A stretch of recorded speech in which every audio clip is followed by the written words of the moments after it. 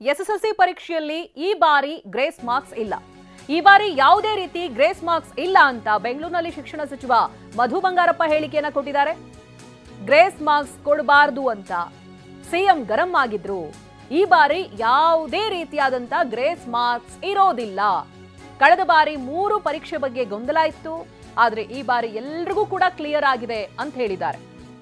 ಕಳೆದ ಬಾರಿ ನಿಮಗೆ ಗೊತ್ತಿರಬಹುದು, ಎಸ್ಎಲ್ಸಿ ಪರೀಕ್ಷೆಯ ಸಂದರ್ಭ ಸುಮಾರು 1,20,000 ವಿದ್ಯಾರ್ಥಿಗಳನ್ನ ಗ್ರೇಸ್ ಮಾರ್ಕ್ಸ್ ಕೊಟ್ಟು ಪಾಸ್ ಮಾಡಿದ್ರು. ಕಾರಣ ಅದಕ್ಕೆ ಹತ್ತಾರಿದೆ.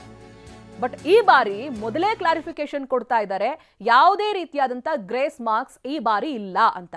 ಒಂದು ವೇಳೆ ಔಟ್ ಆಫ್ ಸಿಲೆಬಸ್ ಕ್ವೆಶನ್ಸ್ ಬಂದಾಗ ಅದಕ್ಕೆ ಬೇರೆಯದೇ ರೂಲ್ಸ್ಗಳಿರ್ಬೋದು. ಬಟ್ ಆ ರೀತಿಯಾಗಿ ಔಟ್ ಆಫ್ ಸಿಲೆಬಸ್ ಅಲ್ಲಿ ನಿಮ್ಗೆ ಏನಾದರೂ ಮಾರ್ಕ್ಸ್ ಬೇಕು ಅಂತ ಹೇಳಿದ್ರು ಆ ಕ್ವೆಶನ್ ಅನ್ನ ಅಟೆಂಡ್ ಮಾಡಿರಬೇಕು. ಅದಕ್ಕೆ ಅದರದೇ ಆದಂಥ ರೂಲ್ಸ್ಗಳಿದೆ. ಬಟ್ ಇವಾಗ ಮಧು ಬಂಗಾರಪ್ಪ ಅವರೇ ಹೇಳ್ತಾ ಇರುವಂತ ಪ್ರಕಾರ ಈ ಬಾರಿ ಎಸ್ಎಲ್ಸಿ ಪರೀಕ್ಷೆಯಲ್ಲಿ ಯಾವುದೇ ಗ್ರೇಸ್ ಮಾರ್ಕ್ಸ್ಗಳು ಇರೋದಿಲ್ಲ ಅಂತ. ಕೊಡಬಾರ್ದು ಅನ್ನೋದಾಗಿ ಸಿಎಂ ಕೂಡ ಗರಂ ಆಗಿದ್ರಂತೆ. ಹಾಗಾಗಿ ಈ ಬಾರಿ ಯಾವುದೇ ರೀತಿಯಾದಂಥ ಗ್ರೇಸ್ ಮಾರ್ಕ್ಸ್ ಕೊಡೋದಿಲ್ಲ.